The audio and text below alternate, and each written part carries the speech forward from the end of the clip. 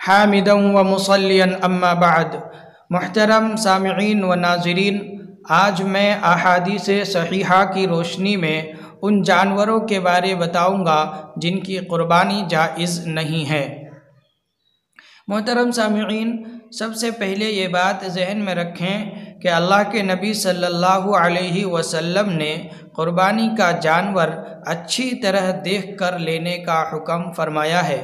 چنانچہ نسائی شریف حدیث نمبر 4381 میں ہے، حضرت علی رضی اللہ تعالی عنہ فرماتے ہیں، امرنا رسول اللہ صلی اللہ علیہ وسلم ان نستشرف العین والاذن، کہ اللہ کے نبی صلی اللہ علیہ وسلم نے ہمیں حکم فرمایا کہ ہم قربانی کے جانور کے کان اور آنکھ اچھی طرح دیکھ کر لیں کہ ان میں کسی قسم کی کوئی خرابی نہ ہو۔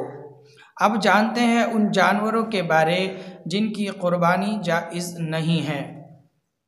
نسائی شریف حدیث نمبر 4374 میں ہے، حضرت براء بن عازب رضی اللہ تعالی عنہ سے روایت ہے کہ اللہ کے رسول صلی اللہ علیہ وسلم نے ارشاد فرمایا، اربع لا یجوزن، کہ 4 جانوروں کی قربانی جائز نہیں ہے۔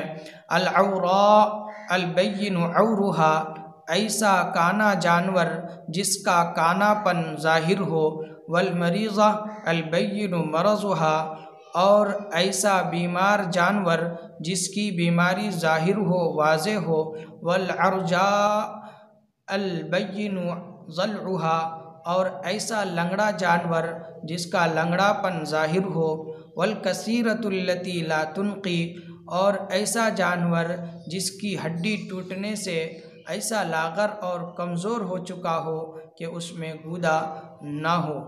ان 4 جانوروں کی قربانی جائز نہیں ہے۔